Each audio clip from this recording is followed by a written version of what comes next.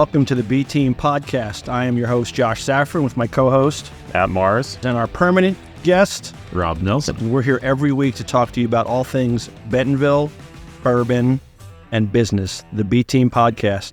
Be here. Welcome to the B Team Podcast. I'm your host, Josh Safran, with our co-host, Matt Mars. Question for you. Can you talk about and plug your podcast with your wife? So, again, super cool stuff that your wife got going on. Me and my wife do a podcast. It's called Marriage Out Loud. You can go to marriageoutloud.com. We just talk about a lot of stuff that deals with marriage. We've been married almost 20 years. And we just talk about the stuff that because our goal is, man, you know, with the divorce rate being almost 60%, you know, like our goal is to, and again, nothing wrong. I mean, again, I'm not for divorce, but in certain circumstances, that was the right thing to do. I've been divorced. Yeah. Right. And again, at the end of the day, like, bro, like, I get it. You know what I mean? But my goal is, if people listen to our podcast, that we can give them nuggets, things to work on as a couple, as a family, to where we can make that number come down instead of keep going up, you know, because marriage is hard, life is hard, and we have fun. We just act ignorant on there. We have fun.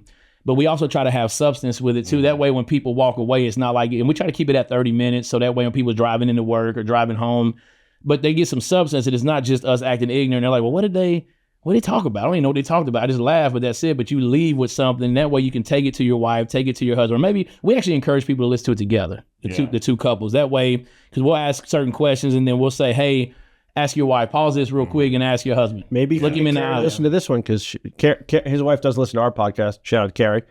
She only listens to like Dateline and murder mysteries, but maybe marriage stuff would be good. Get her in on that. Yeah, man, absolutely. Yeah, and What's your podcast called? Marriage Out Loud. It's on Spotify, Apple, and so it's his big YouTube. Personality and her personality. Oh, it's nuts. And they're breaking each other's stones about it's all kinds of stuff that we all deal with in marriage. Like, ooh, that's a good one. Yeah, man, we say a lot of crazy stuff on there, but it's substance, but it makes sense as to why we say it. You know what I mean? Like, and so it's good stuff, man. I think a lot of people will like it, and it's not boring where we're like, look at your partner in the eye, just stare. Oh, there's no boring. No, we ain't doing that. How does that make you feel? Yeah. And it's all creepy and everything. Like, no, just none of that at all. You have like a Chase Lounge, dude. So I'm gonna be honest with you. Here's a secret. Here's a secret.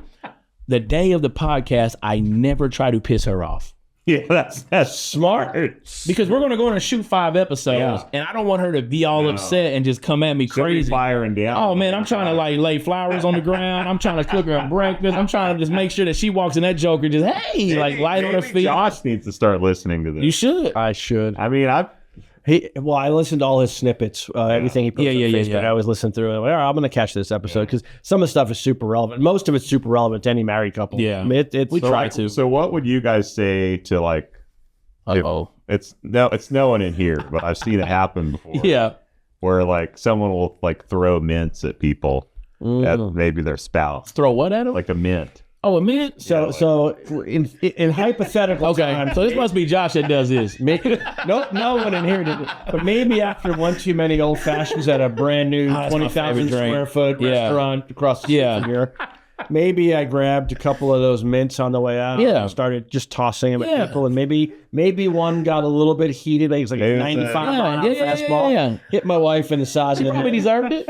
You know, she probably deserved it. Listen, Miss Emily from New York. You know, women strong, man. She didn't deserve it. Okay, there you go. Good job, Josh. She didn't deserve it. No.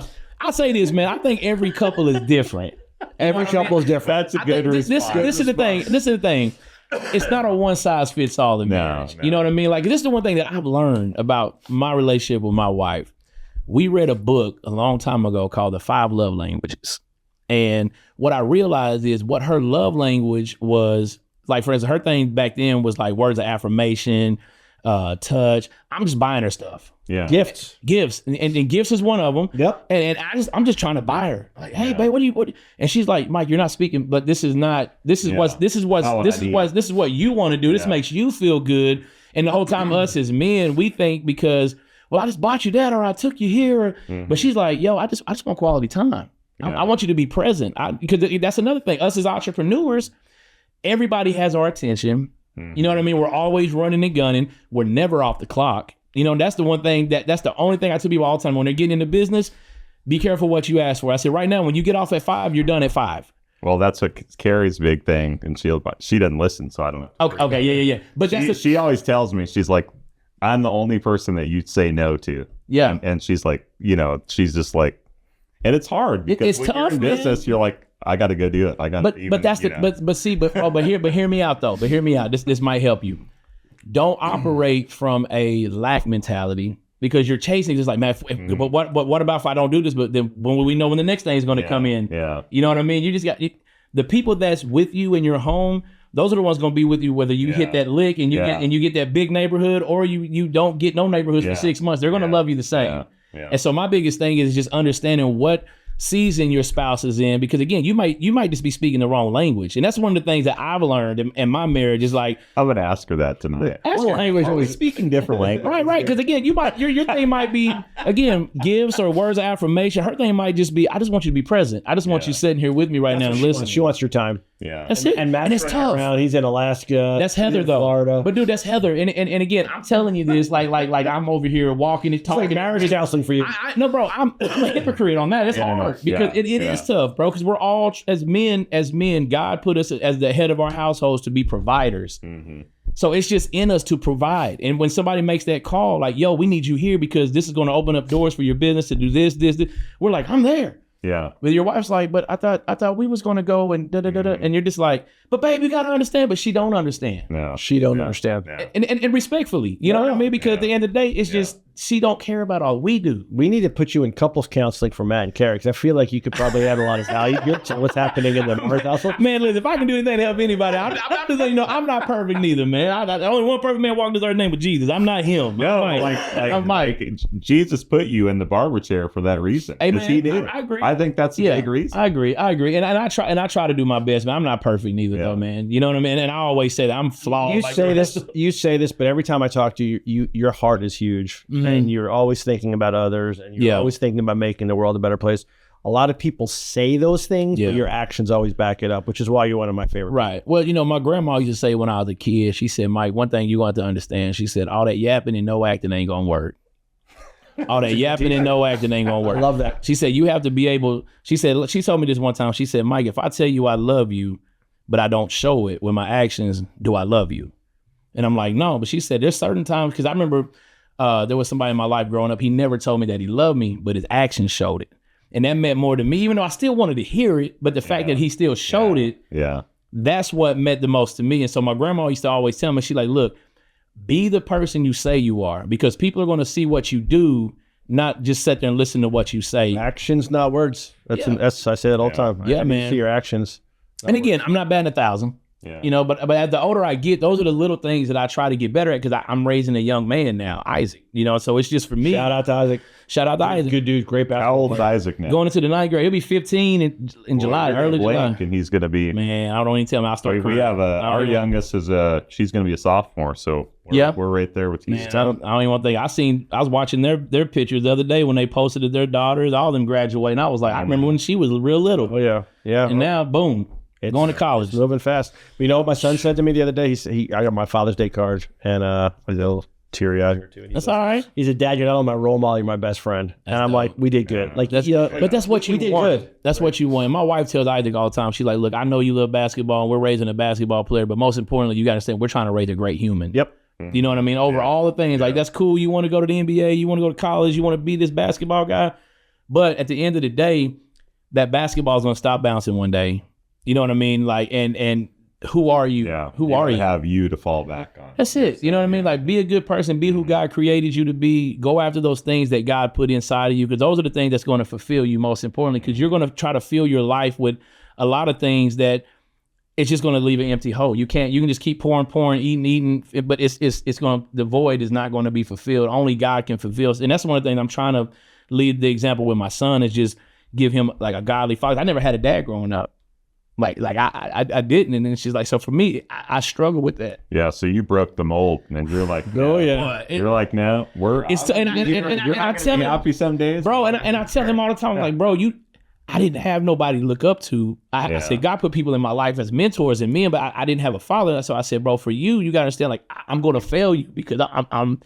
You didn't come with a manual. Yeah. Well, that's all of us are that way. Like, it's tough. You have kids, and you're like, bro, like you just like, dude, like, and I tell him like, bro, like I know I apologize to you a lot. I just said, man, I'm just trying to like make sure that you don't ever have to do what I did or go through what I went through, and that you can, just again, all of us are fathers. We're just trying to do better for set our kids up, but that's the reason why I have to stay close to God. Yeah. See why I love this guy. Man, I'm over crying. I promise you ain't had too much to drink, and it wasn't a drink. No, but like we're all at that, because we've like they're like leaving the nest. Man, it's scary, like, bro. And you think when you have them as a baby, you're like, man, it'll be so nice when they get old because I won't have to worry about it. Right, but the worry just changes. It's different, and it's like different. We have a Kennedy will be a junior in college, so you're worried every night. Yeah, you're worried when they're going to get home. Yeah, and then that's what I'm about to say. That Life 360 comes in handy for that. We have our second is going to college. Yeah, and it's like, so like you worry. They don't realize it, but that's all we do is worry. About and you don't. You just hope that you gave them all the tools and the principles, everything you could. They're going to screw up. But you also want them to know they always have you to fall back on. That's right. Because they're going to screw up. Man, listen, we all did. And it's just our hope as parents is that since we were able to do better and again, depending on how you were raised and who was in your life and who wasn't in your life, your goal is just to give them a way better head start than what you had. Yeah, you know what I mean? They're standing on your shoulders. And at the end of the day, I tell Isaac all the time, I say, look, man, there's only one thing in your life that will never fail you, and that's God. Yeah. I said, you have to have a relationship with God. I said, I'm going to fail you. Your mama's going to fail you. You're going to get older. Your wife, your kids. This is what it is, And I said, but man, if you just stay close to God, he's going to stay close to you regardless. And he's going to lead you, So that's, man, I know we got off on that, but no. And that's what it's all about. Yeah. And we could go on for hours with you. Yeah, I love coming up on time. Okay. I want to make sure we plug Uptown one more time. Yeah, man. Website. Yeah, man. Hours. Yep. Facebook page. Yeah, man. UptownBarberLounge.com. We're right there at 502 Southwest 12th Street here in Bentonville, Arkansas. If you can't get at the Gents Place, come holler at us. We'll definitely let me plug the Gents Place. Is it all you have to have a reservation, or is it no? So we do walk-ins. We do suggest setting an appointment. So that they're way busy. That way, if you walk in, there's little to no wait if you have an appointment, or you could walk in and we just don't have no time to be able to get you in, and we hate to turn people away, but that's just. It's a blessing to be in that position, but at the same time, we do accept walk-ins when we're able to, but we tell people, hey, make sure if you can set an appointment. Because here in Northwest Arkansas, people prefer appointments though, because they're all on schedules. They're all on Zoom calls and meetings with all these Fortune 500 companies here. Just people on the move. You don't have time to sit in the shop 3 hours before a haircut no more. That model is pretty much done with, I think, especially in our area. Yep. So, but yeah. Also, hey man. Also, if anybody needs any meal work, hit me up. I do all meal work, any type of counter stones that you need. We do it all. We can, man, from whether it be multifamily, single family, commercial, we do it all. Yeah, I'm gonna plug it because we did an RFP for all the millwork at the new Gents Place, and they were looking at places in Houston. We're looking at places all over the country. Fort Smith and Mike and Travis and the team there. Shout out. I mean, that's who's building the first of its kind Gents Place. Yeah. That's who the Gents Place decided to go with. So and we appreciate that. For that. Yeah. Let's bring Travis in. That's what I was about to say. We need to bring Travis in because his story is incredible. Yeah. That podcast, that episode will be nuts. You and Travis, because Rob. Let's do it. Bobby doesn't show up anymore. Let's do it. Like, no, I'm serious. Like Travis we should do that. Though. Travis, because I've known him since I was sixth grade. Since sixth grade, and you put Travis and him together. I was with them together once. It's gonna be nuts. You and I'll just sit here like this. I mean, he's wild. That's what he's wild, bro. But he's such a down to earth guy. He came from nothing. He has a lot now. He's blessed. You know what I mean. But he's still here. Like, he just and he's not above anybody. And he'll give you the shirt off his back. Yep. And so he wants to help everybody. Let's do it. I can set it up. Y'all just let me know. Cheers, my friend. Yes, sir. Great to have you in. Yeah, man. Thank you guys so much, man. Yes, sir. Cheers.